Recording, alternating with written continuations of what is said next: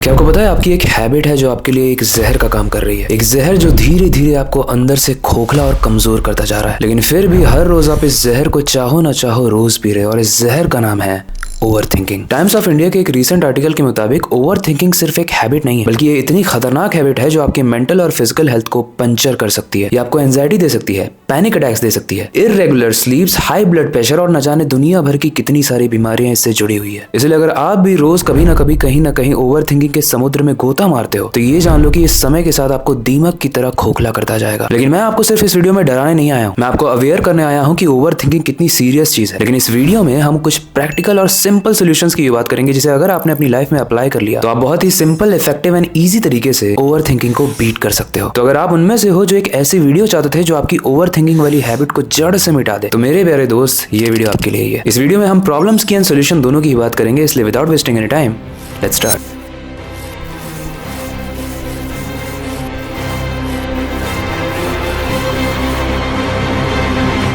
सोचो आप ऑफिस में काम कर रहे हो लेकिन आपका दिमाग किसी और बात में उलझा हुआ है, या फिर दोस्तों के साथ बात कर रहे हो, या फिर हो सकता है आप दोस्तों के साथ मिलने आए हो हैंग आउट करने के लिए, एंजॉय करने के लिए, लेकिन आपका दिमाग आपको कल के प्रेजेंटेशन की चिंता में डाल रहा है। आई मीन ये कुछ लोगों के साथ होता है और अगर आपके साथ भी होता है तो आगे ध्यान से सुनो। हार्वर्ड यूनिवर्सिटी के scientist Matthew Killingsworth and Daniel Gilbert ने इस पर डीप स्टडी की थी। उन्होंने इस स्टडी के बाद एक बहुत ही जबरदस्त बात बोली थी। उन्होंने कहा था human mind is a wandering mind and wandering mind is an unhappy mind. उन्होंने पाया कि लोग जगने के बाद जितने भी समय एक्टिव रहते हैं उसका 47% हिस्सा किसी और बात को ही सोचने में बिता देते हैं जिसका प्रेजेंट से कोई रेलेवेंस ही नहीं। और यही तो है ओवर थिंकिंग। मतलब जो काम आप कर रहे हो उस पर फुल फोकस ना होके आप किसी और ही दुनिया में चले जाते हो। एक सिंपल सा एग्जांपल देता हूं, अभी रिसेंट में सीबीएसई 10th बोर्ड का रिजल्ट आया था, तो बहुत सारे ऐसे लोग थे जिनके रिजल्ट्स बहुत अच्छे थे एंड उनको कांग्रेचुलेशंस। लेकिन बहुत ऐसे भी बच्चे थे जिनके रिजल्ट्स बहुत पुअर आए थे, बहुत खराब आए थे। लेकिन अब मुझे एक बात बताओ, वो बंदा जो शुरू से ही पढ़ रहा है वो कितने भी कम मार्क्स लाएगा, 2-3 मार्क्स का फर्क हो सकता है। लेकिन वो बंदा जिसने मेहनत ही नहीं की है, वो मार्क्स अगर कम लाया और मार्क्स कम लाने के बाद ओवर थिंकिंग में चला जाए ये सोचते हुए कि मेरे मार्क्स कम क्यों आए, तो इसका कोई भी सेंस बनता है। मतलब स्ट्रेटजीज की बात है। उस वक्त जब पढ़ाई करनी थी तब वो किसी और चीज की ओवर थिंकिंग कर रहा था वो बंदा, और जब रिजल्ट आ गया है और अच्छी स्ट्रेटजीज बनाने की जरूरत है ताकि ये चीज दोबारा ना हो, तब वो वापस से उस चीज की ओवर थिंकिंग कर रहा है जो पहले उसे करनी चाहिए थी थिंकिंग में, स्ट्रेटजी में। मतलब आप समझ रहे हो मैं क्या कहना चाह रहा हूँ। इस ओवर थिंकिंग पर साइकोलॉजिस्ट ने बहुत ही इंटरेस्टिंग स्टडी की थी, ध्यान से सुनना। इसमें 2250 लोगों से 2.5 लाख डेटा पॉइंट्स कलेक्ट किए थे। इस स्टडी में 18 से लेकर 88 ईयर्स के लोगों को सिलेक्ट किया गया था, और वो सारे ही लोग अलग अलग देशों से भी थे। और उन्होंने देखा कि जो लोग अपने काम पर ज्यादा ध्यान देते हैं वो खुश होते हैं, लेकिन जब आपका दिमाग भटक जाता है, अब चाहे अच्छी चीज हो या फिर बुरी चीज, तो उनके खुशी के हार्मोन्स में कमी आने लगती है। नेशनल लाइब्रेरी ऑफ मेडिसिन के एक आर्टिकल के अकॉर्डिंग जब हम किसी भी काम में बिजी नहीं होते हैं तो हमारा दिमाग डिफॉल्ट मोड नेटवर्क यानी DMN में चला जाता है। ये एक दिमाग का बहुत ही पेचीदा और कॉम्प्लेक्स नेटवर्क है जिसमें वो अपने हिसाब से ही चीजों को क्रिएट करता है, और ये पास्ट और प्रेजेंट के लिए चिंता करना शुरू कर देता है। ओवर थिंकिंग आपके फोकस को भी खराब करती है। जब आप बहुत ही फोकस्ड वाला टास्क कर रहे हो, लेट्स से आप पेंटिंग कर रहे हो या फिर पढ़ाई कर रहे हो या फिर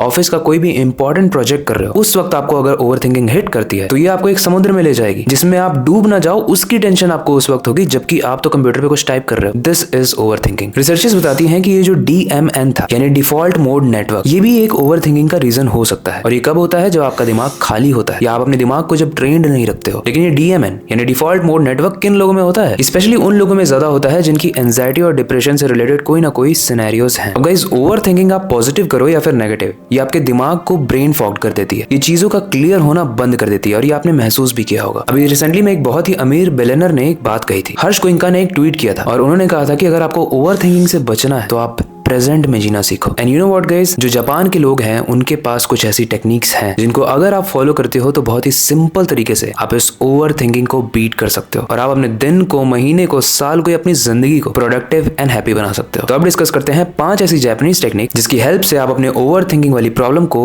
जड़ से मिटा सकते हो। पहले नंबर पे आता है ज़ेन। ज़ेन एक ट्रेडिशनल जापानीज मेडिटेशन टेक्निक है। इसमें आपको एक शांत रूम में खुद को भी शांत करके शांत बैठ जाना है। उसके बाद आपको अपनी ब्रीदिंग पर यानी अपनी सांसों पर ध्यान देना है। इससे आपको आपके दिमाग को समझने में और आपके दिमाग में जो चीजें प्रॉब्लमेटिक चल रही हैं उसको सॉल्व करने में बहुत हेल्प मिलेगी। दूसरे नंबर पे है मेरा पर्सनल फेवरेट काइजन। काइजन का मतलब होता है छोटी छोटी इंप्रूवमेंट के जरिए कंसिस्टेंट प्रोग्रेस। इस टेक्निक में आपको स्ट्रेटेजीज बनानी है आगे बढ़ने की। अब भले ही आप छोटा स्टेप आगे बढ़ो, लेकिन इससे क्योंकि आप अपने दिमाग को स्ट्रेटेजी बनाने में लगा रहे हो, हर दिन आपका एक टू डू लिस्ट होना चाहिए। इसीलिए आपका दिमाग ओवर थिंकिंग से हट के एक्शन ओरिएंटेड बन जाएगा जो आपको बहुत ही प्रोडक्टिव बनाएगा। तीसरा है इकिगाई मेथड। आप लोगों ने बहुत सी बुक्स में, पॉडकास्ट में या फिर इंटरव्यूज में सुना भी होगा इस टर्म के बारे में। इकिगाई एक ऐसा कॉन्सेप्ट है जो आपकी लाइफ के गोल्स को ढूंढने में आपकी हेल्प करता है। और जब आपको अपने जीवन का पर्पस पता होता है, गोल्स पता होता है और उसकी स्ट्रेटजीज भी पता होती है, तो आप बहुत ही कम ओवरथिंकिंग करने लगते हो। इस लिस्ट में अगला है शिनरिन योकू। शिनरिन योकू का मतलब होता है नेचर में समय को बिताना, जैसे कि एक सुंदर से प्यारे से गार्डन में टहलना। इंसान का भी एवोल्यूशन नेचर के साथ ही हुआ है, तो जब आप नेचर में अपना टाइम स्पेंड करते हो तो आजकल की एक खराब सी प्रॉब्लम यानी ओवरथिंकिंग आपको हिट नहीं करती है। और पांचवा है किंसुगी। किंसुगी एक जापानीज आर्ट है जिसमें टूटी हुई चीजों को सोने से जोड़ा जाता है। ये फिलॉसफी सिखाती है कि हमारी फ्लॉज और हमारी मिस्टेक्स, हमारे फेलियर्स, ये सब भी मिलकर हमारी खूबसूरती का पार्ट बनता है। मतलब ये कितना सुंदर है अगर इसको डिकोड किया जाए कि आपकी लाइफ में जो फेलियर्स हैं, जो प्रॉब्लम्स हैं, उसकी वजह से आप अपने आप को कोसना बंद करो, क्योंकि जब आप अपने आप को कोसते हो तो ओवरथिंकिंग में जाते हो। लेकिन अगर आप उन्हीं चीजों को एज अ एक्सपीरियंस या फिर अपने लाइफ का एक खूबसूरत हिस्सा लेकर चलोगे तो आप उसको as a memory and as a celebration याद रखोगे। क्योंकि लाइफ में मजा गाइस तभी आता है जब उतार और चढ़ाव हो। अगर लाइफ एक ही तरीके से चलने लगे, सब कुछ परफेक्ट ही हो, तो फिर ट्रस्ट में आप बोर हो जाओगे और आप चाहोगे कि मुझे कुछ अगली फेजेस भी देखने को मिले और कुछ ब्यूटीफुल फेजेस भी। और यही लाइफ की खूबसूरती है। तो आई होप ये पांचों पॉइंट्स जो मैंने बताए हैं इसका आपने नोट्स बनाया होगा, और अगर नोट्स बना दिया है तो उसे अप्लाई करके भी देखना, बिकॉज ये आपके ओवरथिंकिंग की प्रॉब्लम को 100% सॉल्व कर देगा। आई वुड सजेस्ट कि इन 5 टेक्निक में से आप किसी 3 टेक्निक को 90 दिन के लिए फॉलो करो और आपकी लाइफ में जो जादू होगा वो आप कमेंट सेक्शन में आके बता देना। ओके गाइस, तो हमने ओवरथिंकिंग को समझ लिया, उसके रिस्क फैक्टर्स क्या है वो समझ लिया और उसके सॉल्यूशंस क्या है वो भी समझ लिया। अब आते हैं कंक्लूजन पे। देखो, आई नो कि ओवरथिंकिंग क्यों होती है, क्योंकि आप उन चीजों को करेक्ट करना चाहते हो जिनको आप करेक्ट नहीं कर पाए, या तो आपसे वो भूल हुई। लेकिन आपको ये चीजें समझनी होगी कि कई बार चीजें आपके कंट्रोल में नहीं होती हैं, और अगर हमारे हाथ में कुछ होता है तो वो है आगे बढ़ना। तो उन चीजों को सोच के जो चीजें ऑलरेडी हो चुकी हैं कोई मतलब नहीं है। इससे आप अपना टाइम वेस्ट कर रहे हो, अपने फोकस को डिस्टर्ब कर रहे हो, और जैसा मैंने स्टार्टिंग में बताया था, आप अपने आप को